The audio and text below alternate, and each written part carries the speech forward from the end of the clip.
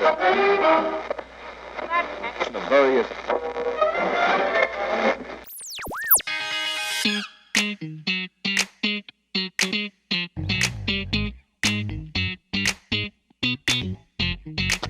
Let's go. It's your host, Nick Perrette, and you're listening to Commercial Roofing Radio. This is the hottest radio station in the roofing world.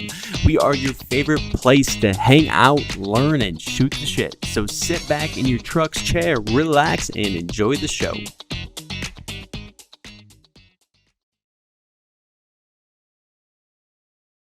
All right, everybody, let's rock. We're back again. I'm pumped up. We got one of my favorite people in the commercial roofing space. I've known him for a few years now. We got Jonathan Sherwood in the building. This man, he blew up his brand utilizing video content. As a marketing guy, I can respect that. I'm all about that. His company, Roofers Helping Roofers, consults contractors on project procurement and fulfillment, helping them propel into commercial roofing space. And let's be for real. Let's have a show for hands. If you're not in commercial, who wants to be in commercial? But I guess your hand's probably up, right? You're probably sitting in your truck. Yeah, everybody's listening now, man. So Jonathan, he actually started in the roofing space 15 years ago. All right, so he started his own company with his buddy Greg, who runs SFY right now. He'll be on the show actually here shortly, I believe in a couple of weeks. He eventually sold that company. Today he's a managing partner at SherFire Seamless Systems. Smart dude, like I said, he's going to share a lot of information. He's also going to do some storytelling, right? We know that the journey to the top is never easy. Let's be for real. Even if you see people at the top, they might be smiling all sunshine and rainbows right now, but chances are it probably took some work to get there and some failures and learning lessons. So, Sherwood, man, what's up? How we doing? Man, good morning. Good morning.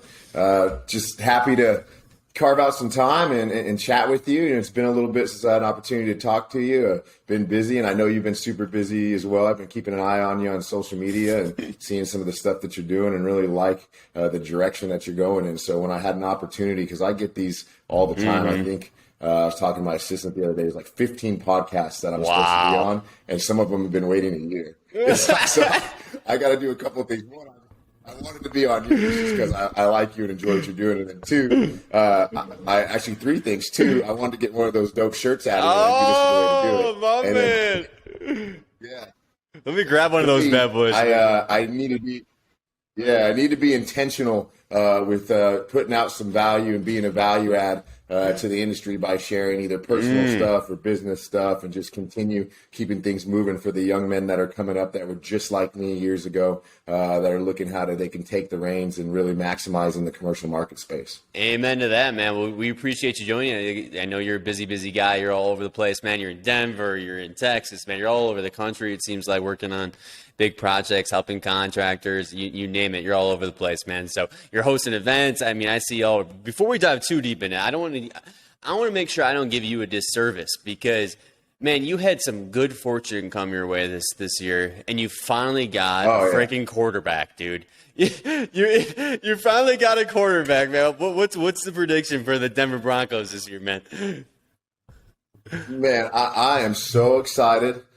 First, let me tell you, it has been difficult when you've had, I believe, approximately 15 quarterbacks in 9 or 10 seasons. I lost count, it got so bad. And to get Russell Wilson, one, just because he's a franchise quarterback, obviously. Yeah. Two, the Seahawks beat the Broncos when you had Peyton Manning in the Super Bowl. Three, the guy is just all around a good man and a Christian, so I'm all about what he's about. And since he's set foot in Denver, he's already been making a powerful impact in that city. Wow, yeah. Man, to have that guy, I can't wait. For me, it took me a good portion of my life to get to the place where I could have season tickets. I had season tickets for years. It got so bad that I just stopped flying to Denver, every Sunday that we had a home game, and got rid of them. And I've got new season tickets this year. Best spot I've ever sat in the stadium in my life. No way. I'm super excited. Just want to see a winning season. And I can't wait. I'm a diehard Broncos fan, So for me, it's Denver Broncos football and commercial roofing. And that's about as far as I stretch. Well, what's funny too about your guys' situation, you guys finally got the quarterback, but now it seems like the AFC West might be the most loaded division of all time, and that division there's no weak spots. Yeah, no, and we're fortunate though because we've always had a great defense. Everybody knows. Yeah, that. defense is and loaded. Then, we got a great offense too. You know, we got Javonte Williams in the backfield. We got Jerry Jeudy. We unfortunately got rid of Noah Fat. We got the other tight end. I can't even say his name. We got Cortland Sutton. We got Tim Patrick. We got great weapons. So let's see what a franchise tag quarterback can do behind center. Yeah. And let's see what our line can do. But our defense always shows up, so I'm not too concerned about that. Unfortunately, in the trade, we offloaded Noah and Shelby Harris, so we lost Shelby Harris on the defensive line, which That's right. is just a little bit of a challenge. You know, in my mind, he was a radical player. I really liked him a lot. People didn't know about him a whole lot. He wasn't a big name, but he was a playmaker, and that's really what matters. He was, man. Well, hey, I'm looking forward to it. I'm out here in Denver as well. Obviously, I'm a Packer fan, but I'm looking forward to it. I think you guys are going to have a fantastic season, and Russell Wilson's MVP caliber quarterback. So, congrats on that. And speaking of Denver, man, so is that where you got started? Is that where you first started your company then? The roofing company? Was that in Denver, your first one? I started we started our roofing company. It's you actually know who my partner was. Still one of my best friends today. Known him for 22 years. Right. That's Greg Marthaler. That's the guy who's just shredding weight right now. Dude, he's looking good, man. He's looking good. Dude, I'm happy for him, amazing. man. It's so inspirational for me, you know, to watch him do that and to watch somebody that you love overcome that bondage to food. So it's just been really cool, just like I overcame the bondage to alcohol. So it's been really good. And we'll get into that a little bit too.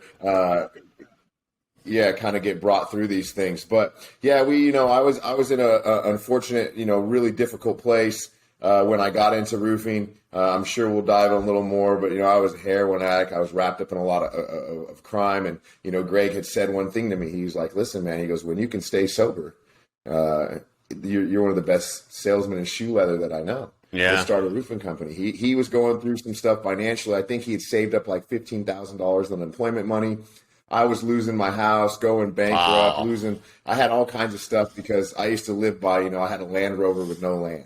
I just had all kinds of debt and all kinds of cool stuff. I was really good at making money and really poor with managing money. So we got together and we started that company. We stayed lean and mean on it.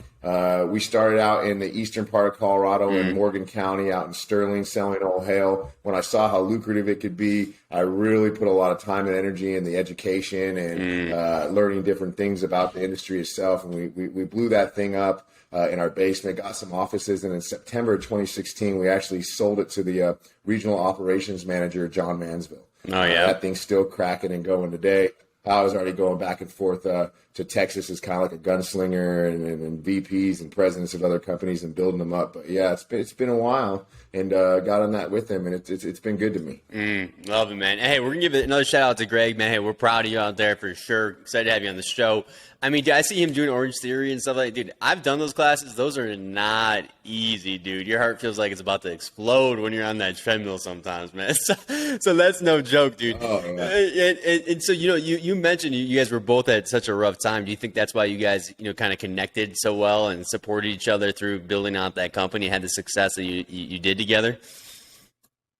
Yeah, I think that was a part of it. I think really what it was for me is, I met Greg when I was 18 years old, and when I was probably at one of the worst of my worst, and he just ended up becoming my friend and stayed my friend, and really was a tool used by God to help me, him and his family, to help me through a lot of things that I had to battle through. That's and cool. I think because of that closeness, it was somebody that I wanted to excel financially with and that I trusted. And so I think that's what kind of had already established the bond. So when he wanted to do that, it really wasn't a hard thing for me to think about. It was more just like, can I keep up my end of the deal, and just not be a monster when it comes to drugs and alcohol and crime, and really try to clean my life up. Do you think was that like escapism? Was it desperation? Was it just being, you're back against the wall type thing? I mean, why do you think you started to get into the drugs, the alcohol, and stuff like that? I think there's a few different things that was going on there. I think obviously that first and foremost, I wasn't honest with myself. Yeah. So I wasn't able to process and deal with feelings appropriately. Everything led through either escaping with drugs and alcohol or violence. Yep.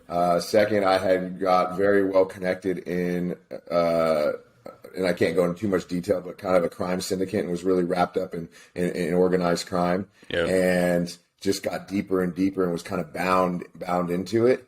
And the addiction was just the life that I lived, the strip clubs, the addiction, the fast money. It's just like what I knew. And I made it my life. And I did it for so long that it was a real battle and a real journey going out of that. And I think a big part of what kind of propelled me in it, to just kind of really give you a definite answer, would be I was looking for, a spirit of influence. Like I never met my biological father.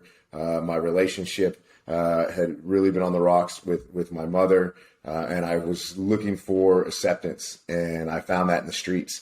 And unfortunately, when you find that, the direction that you're going to get from the streets and the inner city is not going to be something good. But I think it was just really being lost and insecure that led me down that path. And I think that's a good thing to remember when you see other people struggling. You don't know what got them there. And for you, it's just looking for acceptance, right? Looking for love. And so, you never know when you see people around you that look like they might be struggling. Make sure you're putting a hand out there and doing your best you can to help, right? And trying to give some empathy of where they could be at.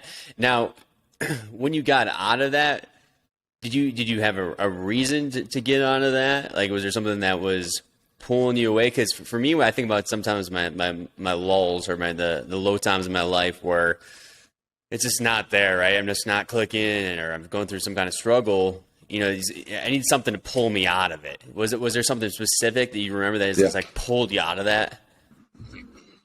Yeah, and there's several layers to it, and I'll kind of cover that with you here as I kind of tell a little bit of a story. And I'm going to tread lightly on some things, because some things I got to be very careful about what I talk about. Yep.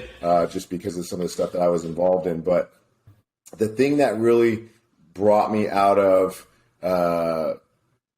being a career criminal, where I made all of my finances with crime, was, we were a big part of having stuff to do with stuff coming into the United States.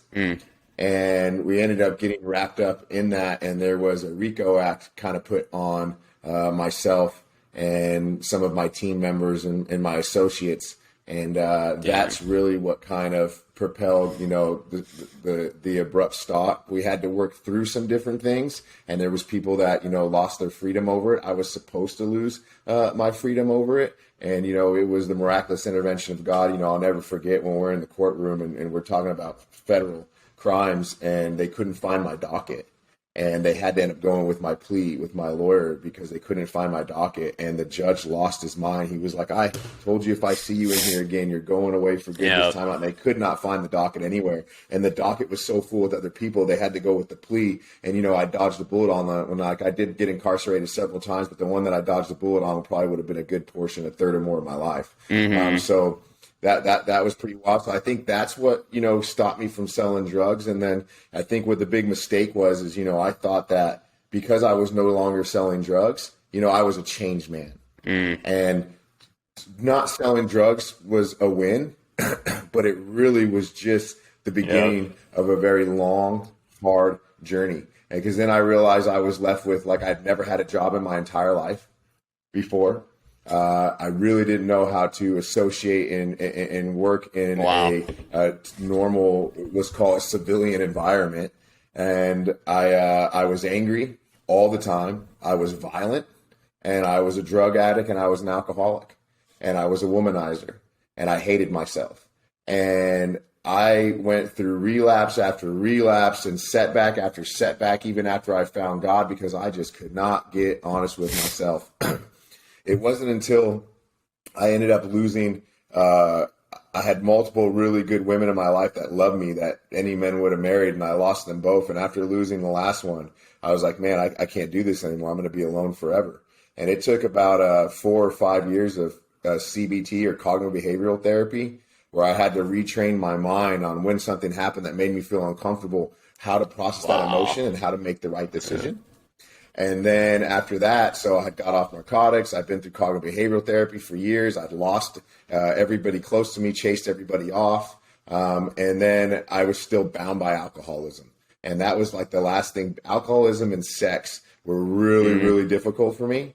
I had a hard time breaking free from alcoholism. And it wasn't until I found Alcoholics Anonymous that I really actually broke free. And the sex thing was a big thing for me too. You know, I lived a life where it was okay to sleep with multiple women whenever you wanted and objectify women and treat them however you want. And, you know, that was, now I look at it and I'm embarrassed for some of that stuff, but I can't change the past. I can only change the future, you know, and I had to learn how to love and be intimate and be vulnerable and not be controlling. So I would say, you know, I stopped around 20. And it took me 7 solid years to get where I'm at now to change from the man that I really was. And I didn't even start that journey until I was probably in my early 30s. And I wouldn't say it was till the last, you know, couple years of my life till I really got set free. Wow. Well, hey, I appreciate you sharing all this too, because I think that this really helps a lot of people. Anybody who's struggling with anything or is currently struggling with anything. And there's a lot of stuff that I pull out of it. The first one was the how to process emotion and make the right decision. That one interests me because I think that's something that we could all work on no matter what, right? Where, you know, we have an emotion, we react inappropriately, make the wrong decision, whether it's in a personal life or a career. Can you tell me a little bit about that process? Because I mean, that's something that I even struggle with, right? Without drugs and alcohol, you know what I mean? I'd love to share. Yeah, I'd love to share on that because that goes with just anything, you know? Yeah. So, great example.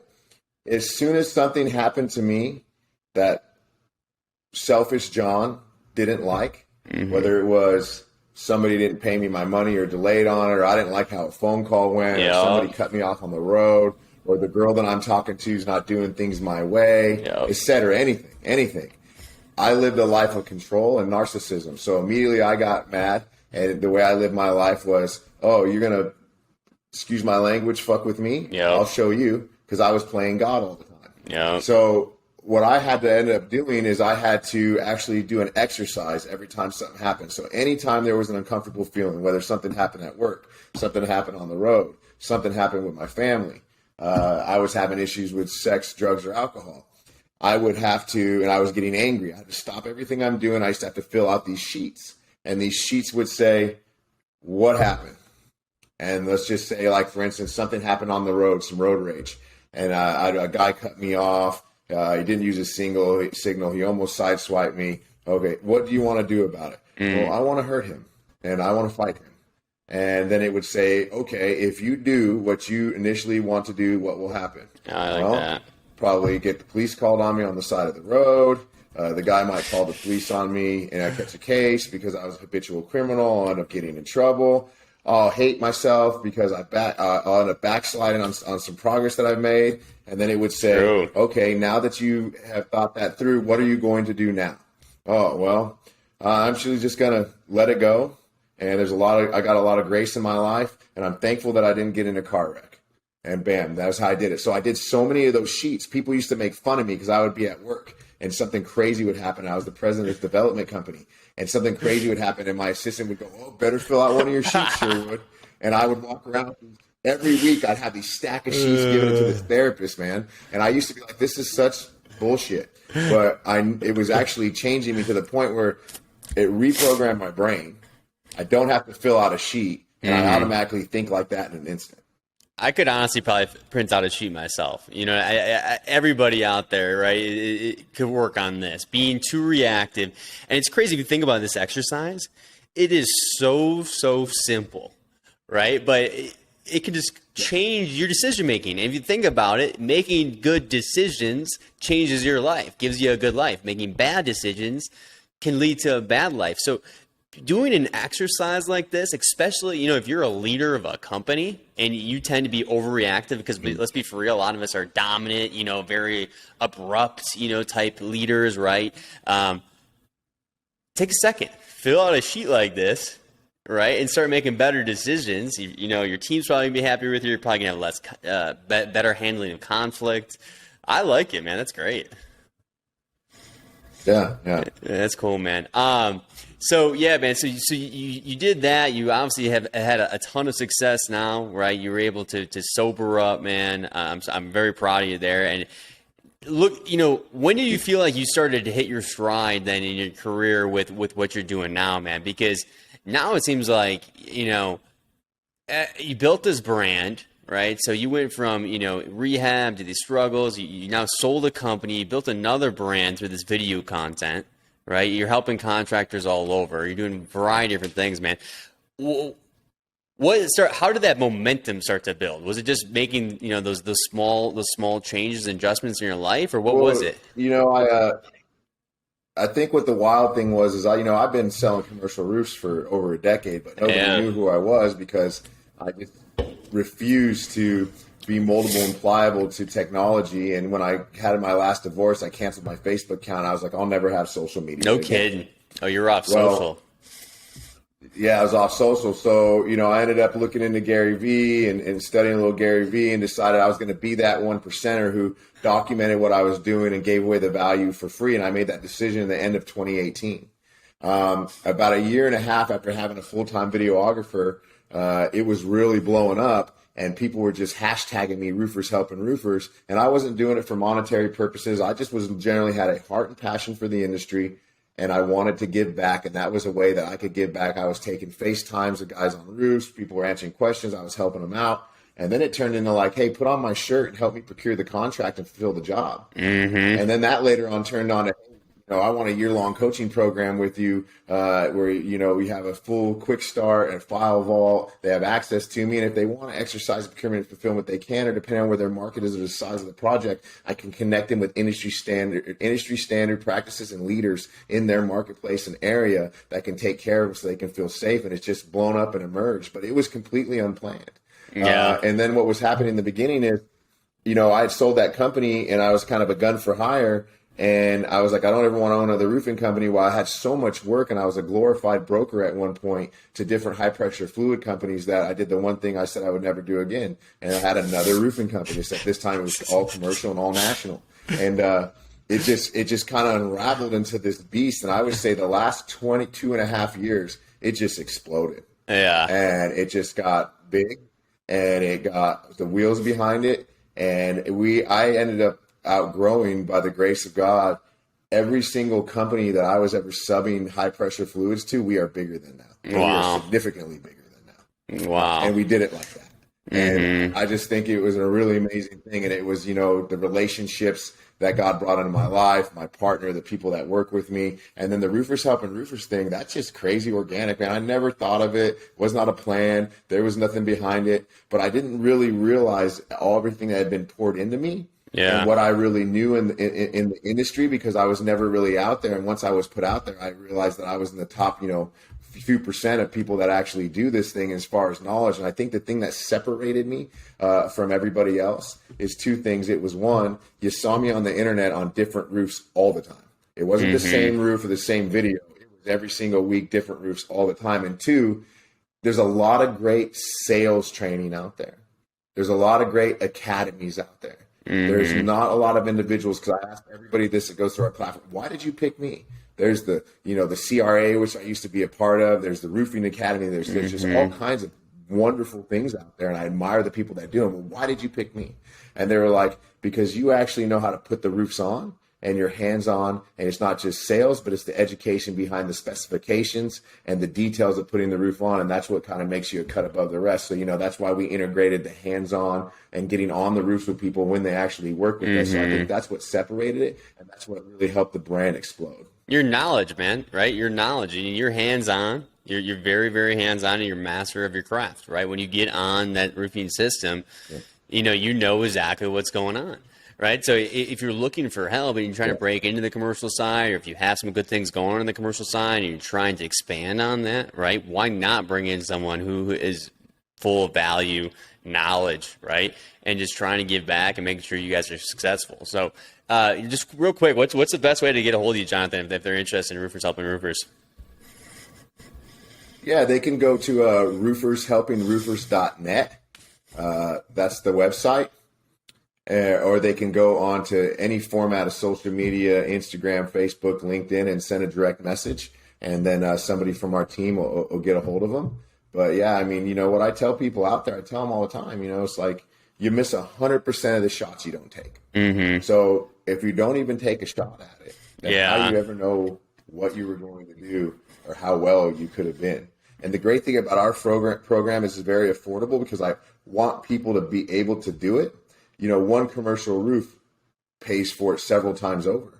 And the good thing is we don't just take on anybody. There's one of me. And that's what's been cool about my brand. Yeah, that's cool. There's one of me. So we vet them. We make sure they're ready for it. And we want to make sure that we put people in the program where we're going to be able to celebrate their wins and watch them get into the commercial market space and watch them start actually fulfilling contracts on commercial deals within that year that they're with us.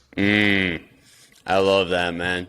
I love that. Yeah, you guys just make sure you get in touch with Sherwood. But biggest thing here is if you're a goal-oriented growth company, right? And we're talking, whether you're talking to me or somebody else, and you're discussing goals for the year. Once you have those goals established, now you need to figure out what activities are going to help you get to those goals, right? You don't just automatically get to those goals, unfortunately. So when you look at activities, it could be marketing, sales, it could be training, development, right? What resources we're going to utilize. And this is where you want to look at bringing in people like Jonathan, right? And that can help you get to where you're trying to go, right? Trust me, invest in your company this year. This would be a great way to do so. One thing, Jonathan, I got to ask you about is it's a weird marketplace right now with commercial roofing, and it's kind of weirdly good with you with the material situation. Maybe this is actually a sweet spot for you. I want to hear what your thoughts are, because obviously we had the COVID situation. Now we got the economy. Of course, we've been dealing with the material shortage for quite some time now. I've been talking to contractors. It's interesting.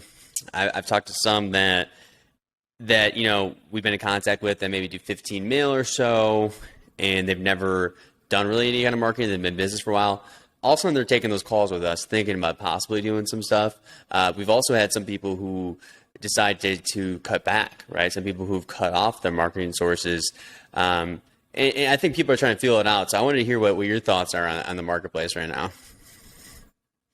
Yeah, it's a great question. So, I believe that you can use every obstacle as your opportunity. So we did something a little wild and crazy. So we literally opened SherFire Seamless Systems right in COVID. I love it, dude. And we ended up growing in COVID to one of the largest high pressure fluid companies in the nation right now.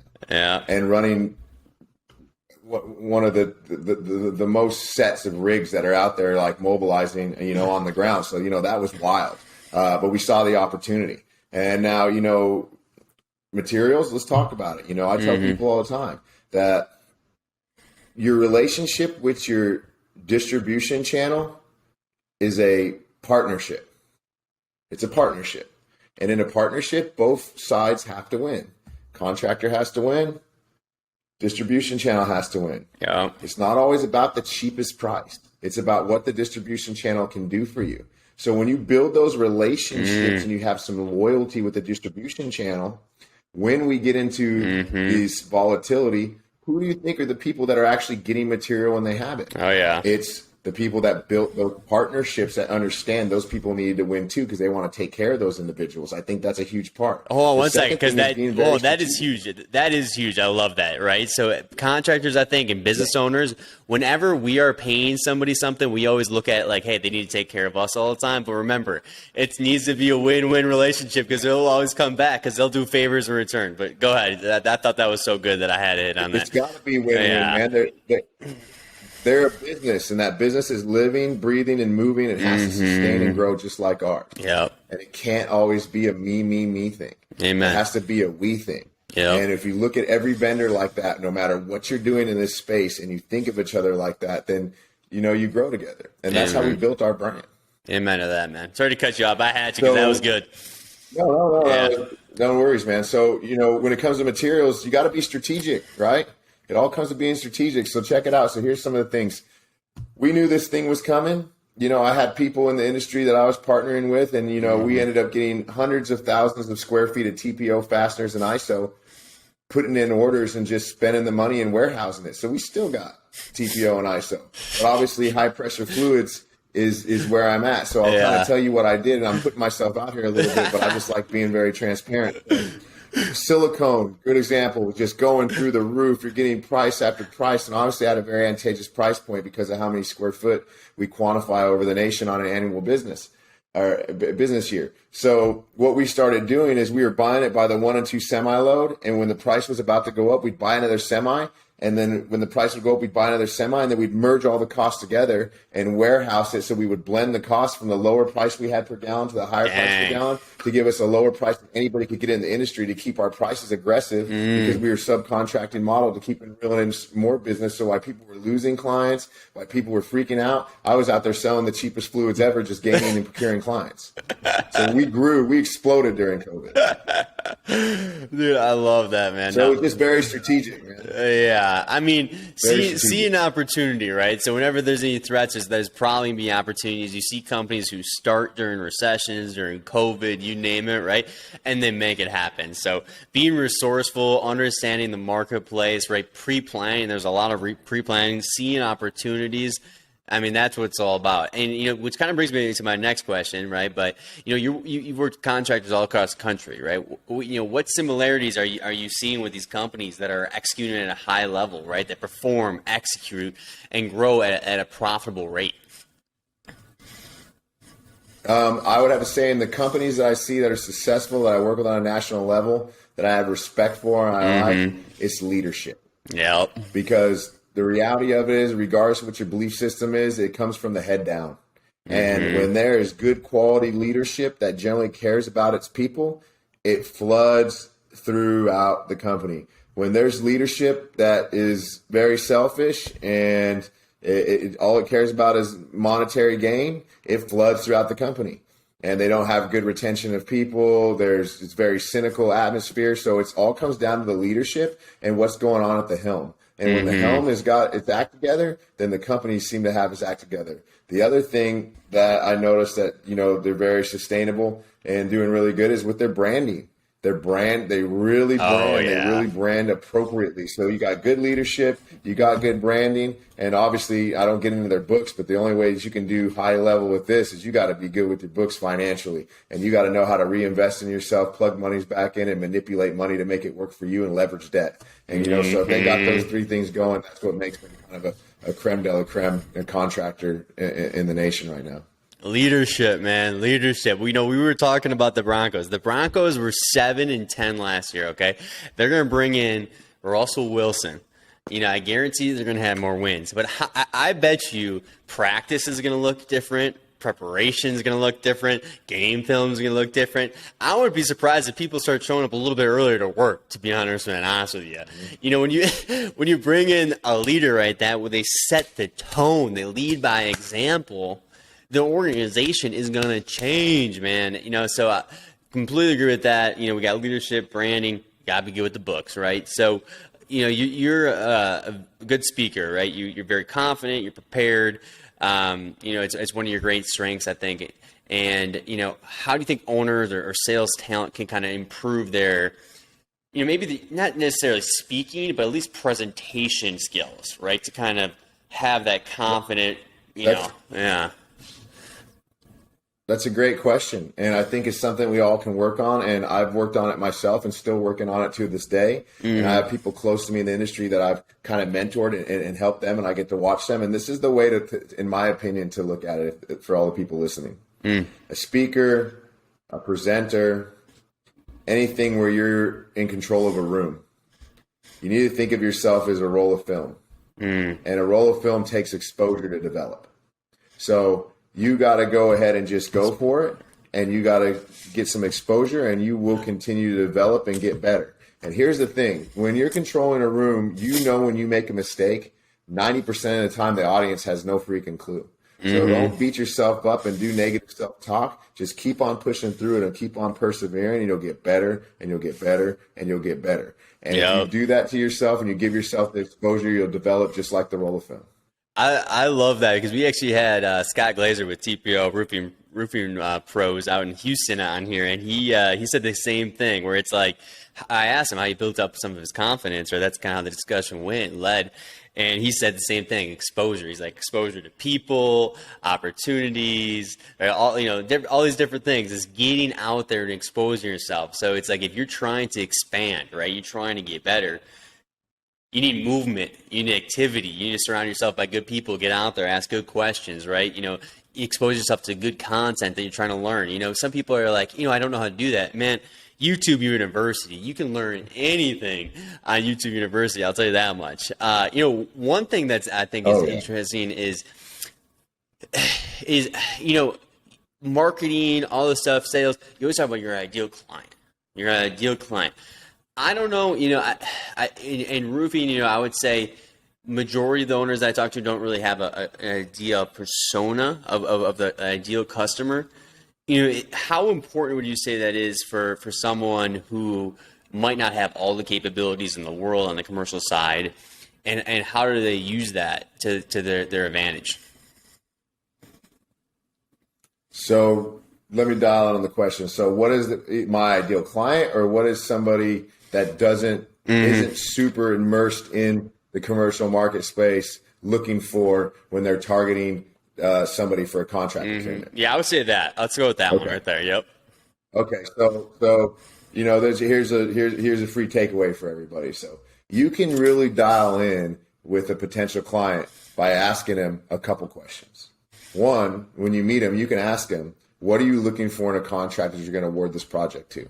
So instead of doing the guessing game of I'm going to give you the 20-year NDL and, you don't need a warranty, you're going to sell this property, or, you're just looking for repairs, or you're looking for communication, or you had a nightmare experience, or you want PVC, EPDM, or TPO, or you want designer shingle, or you want foam and coating, they're going to tell you what they're looking for. Yeah. They're going to tell you what it is they want to buy. Once they tell you what they want to buy, you come up with the most efficient system for their investment based off of that conversation. And then you gather all the data you need so that you can put together a comprehensive line item scope of work, a cost breakdown, manufacturer's material data sheets, sample warranties, and a product sample. And you go back to them, and when you do that pre-zo and you're trying to get them to sign on the dotted line, once you've done that and you say, listen, you told me what you're going to do, what you were looking for to award a project to a specific contractor. I feel we meet those needs. Based off of the data that I've collected and what I've given you, this we feel is the most efficient system for your investment. Now that we've done all that, what would it take for the opportunity to earn your business? And they're going to tell you. Boom. They're going to tell you what to do to sell them. And then you don't have to waste your time selling people, and you can just sign on the dotted line and waste your time putting on roofs and collecting checks and make it to where it's not really sales. And then what's going to happen? Because I know everybody listening, I'm always, you always got to get a hater. I say something like that, so it's be like, if it were only that easy. Well, it is that easy. I can do it, anybody can do it, and I got a GED in jail. So check it out. This is what happens, because here's what the guy that's smarter on the other side of the computer is going to say. We're going to get a comment that says, well, they're going to say, let's get another bid. Yeah, everybody says that. That's part of selling. So let me tell you what you say back to that.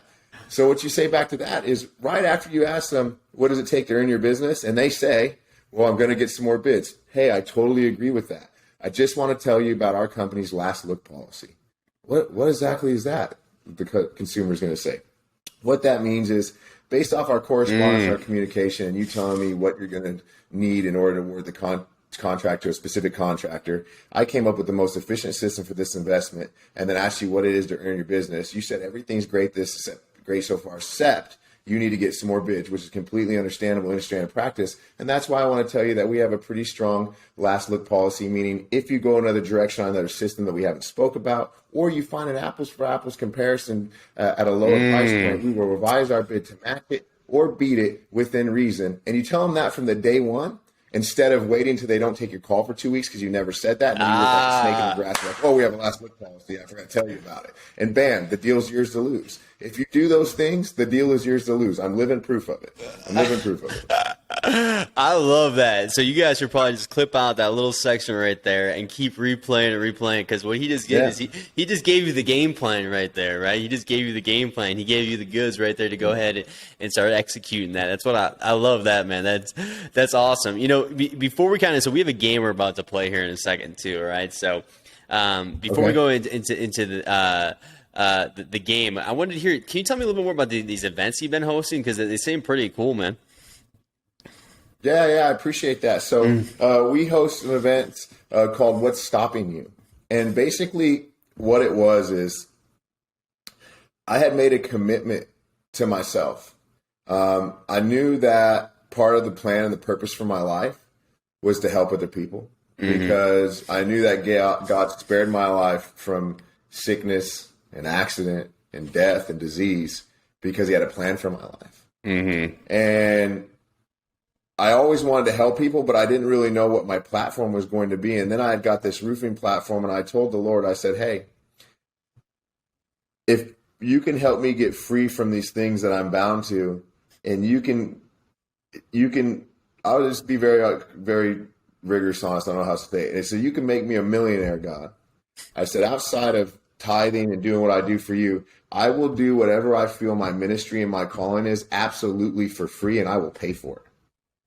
And I said that prayer a while ago, and he did everything. And a couple years went by, and I'll never forget this. I was walking through the airport, like I think a year ago, and I was just holding my drone, and I was going somewhere. I don't know if I was coming or going, and I heard the still voice of God. And he said, "What happened? You said if I made you a millionaire and I did all these things that you would help other people for free." And I was like, man, I know I'm so caught up in work. What do I do? And that's where the "What's Stopping You" came from. Our events are absolutely free. It costs nothing to go to our events. I do not want to charge people to go to our events. And they're just there for people. This is the true purpose of them. For people to come, no matter where they're at in life, no matter what their belief system is, and to get a spark of change inside of them so they can begin to battle and deal with the things in their life that are stopping them to become better people. And it's taken off, and it's done really, really well. And our last event, we had Tommy Harris from the Bears, Pro Bowl defensive end, as our speaker, and we got some stuff in the works. We got one coming up again here, and we're moving around the nation. And that was really how that started. And then I had really good people next to me, like my girlfriend, Kaylee McIntosh, and Greg Marthaler, and Will Miller from Priority, and Reggie Brock, who is, a gift from God in my life. He's an amazing guy, from too. Live Exposed, Beacon, and Tony Ranigan from Texas Vets. And we put together this team, and it's literally just to start people on fire for making change in their life. That's all that is. And you can come in all the time. I'm looking for the people that smell like weed, smell like alcohol, struggling with domestic violence. I love it. And just happened 10 minutes ago to walk in that room. That's love that, man. I want those people in there. I love that, man. Dude, that's great. So, hey, if you guys want to check it out, make sure you connect in with Jonathan to check it out. Where's the next one at?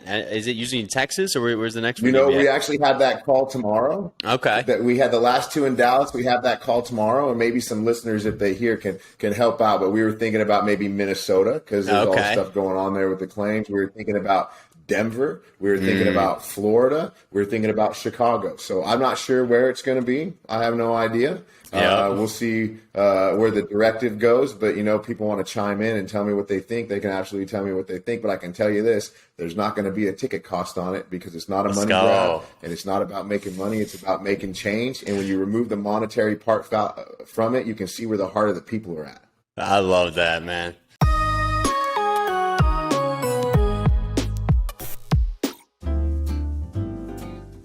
Oh, hey there. You come here often? I feel like I see you every Wednesday, and you definitely caught my eye. I'll tell you one thing: you know how to stand out from a crowd. You already got a lot of great things going for you. I mean, I see your company. I see what you got going on. I want to be part of it. How about I give you my number and you send me a text? 720-796-4935. Hey, yeah, it's Nick, right? Peakleads.io. I think we can help you generate some commercial roofing leads. Looking forward to chatting. Talk soon.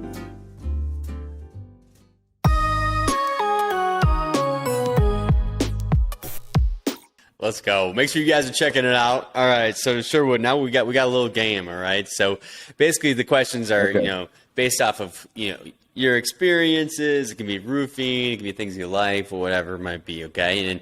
And it's who wants to be a roofing millionaire. Okay. So you get two lifelines. All right. So you get a 50-50. Basically that removes two of the wrong answers, leaving you with a 50% chance of getting the answer correct.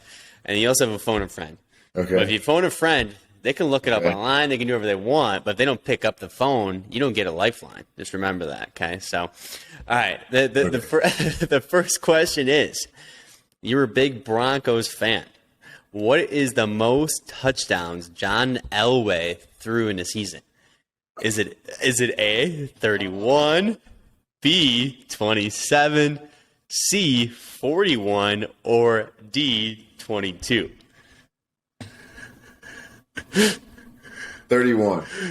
It's close. That's probably what I would have went with, but it's B, 27. It's a tough one because it's tough too because the numbers got inflated. You know what I mean? Because I think Manning threw like 55, right? Yeah. As it's gone on, it's just gotten crazier and crazier with the touchdowns. Yeah. All right. So you blew up your brand with video content. Okay, so one of the major platforms, of course, is YouTube. All right, how many hours of content is watched on YouTube every single day? Is it A, 15 hours, B, 100 million hours? Is it C, 1 billion hours, or D, 50 million hours? Wow. Isn't that crazy? No matter what, all those are crazy. You're going with D? You're going 50 million? I'm gonna go with D. Dude, Yeah. it's C. 1 billion. 1 billion hours of Crazy. That's crazy. What are we doing to our minds? Dude, that is wild, man. That is crazy. Speaking of wild, we got another thing. Another thing that's wild is AT&T Stadium, right? We got Jerry World, dude. That Jumbotron is the largest TV in the world, all right? I'm trying to play Madden on that. For real, I just want to sit there in the stands and play Madden on that. Oh, that would be I'll be like, epic, hit dude. stick. Hit stick. Oh man, dude, that would be amazing. I love Madden, dude. Yeah. Hey, we still gotta get that game together, bro. You're lucky. You've been running away for a couple of years now, dude. I know. All right, so time. how big do you think that TV that we're gonna be playing Madden on is? All right, is it A, 11,520 square feet? Is it B, 4,520 square feet? Is it C, 7,520 square feet, or D, 2,520 square feet? I'm going to say it's 110 squares, A. It is A. It is A. That is correct, man. Measuring 160 by 72 What feet. roofs look like. Dude, that... Yeah. I just thought thing it was is a flat roof, huge. that's all. That's the reason I got that one right. Yeah, right. See, the roofing's helping now, dude. All right. Well, so we talked a lot about sales, right, and the sales process, everything like that. All right. So we're talking first touch point. We know that a lot of people don't follow up, right? That's a big issue, I would say, just in sales in general, right? So what percentage of sales do you think are actually made in the first contact, that first touch point with a prospect? Is it A, 45%, B, 90%, C, 73%, or D, 2%? Man, for commercial, I'm going to say D. 2%. That's correct. 2 in a row, man. What did you say? Yeah. I don't usually see ink on the contract when you're asking for big money and the first time you meet somebody. It ain't gonna happen. So remember, hey, trust the process, right? It's not gonna happen on that first contact a lot of the times, right? So make sure you're following up and have a sales process for that. Now, the roofing industry, if you didn't know this, Sherwood, loves trucks. All right, they love trucks, but just in general, what full size pickup has been the best selling truck for 46 straight years? Is it A, Dodge Ram, B, Ford F-Series, C, Chevy Silverado, or DGMC Sierra? Man, I personally think it's going to be the Dodge or the Ford. I'm going to go with the Ford F-Series. That's right, man. But what are you driving around? What do you like? I got the 250 Black Widow. Ooh, I like that, man. That's fresh, dude. Yeah. Well, hey, you crushed it. You got 3 of those right. We'll make sure that Danae connects with you, gets over your dress and shirt size, sends you over one of those big roof shirts because I know you love big roofs. Yeah. And you I want to get a picture lie on Facebook with it. Heck yeah, dude. I appreciate that. I'll get on a big roof with it too. I'll get on a giant roof for you with it, where I just look like a speck. Let's go, dude. That'd be epic, man. Hey, so before we close it out, we always say, hey, end it with some enlightenment. So, man, you could tell me a quote. You could tell me a life lesson. You could tell me something that you're working on right now. You could tell me a book suggestion. It doesn't matter what it is, man. Let's end it right here with some enlightenment, dude.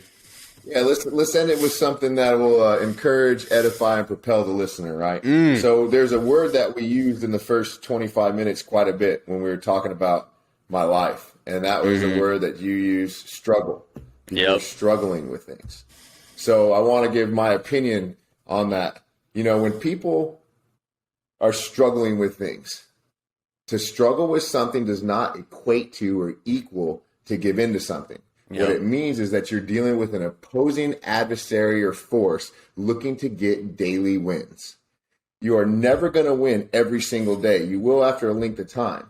You'll get a lot of wins. Something will happen. But here's the thing to remember. Do not give up on yourself when you're struggling. Look for the daily wins one day at a time so that you can find the overall victory for your life. What's important is you always want to be pushing forward, but let's be honest, you can't always be pushing forward every day. Sometimes all you can do is stand, but you never want to regress. So if you fall down in the midst of doing well, don't get weary in well doing. Just stand and then begin to push forward when you're done. Here's a great example.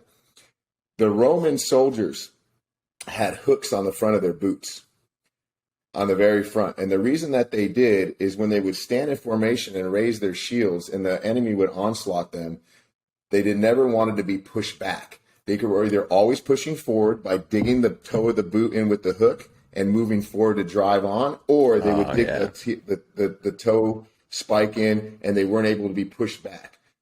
Just don't ever go backwards. You can either stay still where you're at or you can move forward.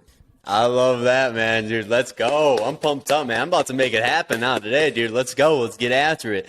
Sherwood, it's been a pleasure having you on, dude. Always is, dude. Keep crushing it. We appreciate you, bud.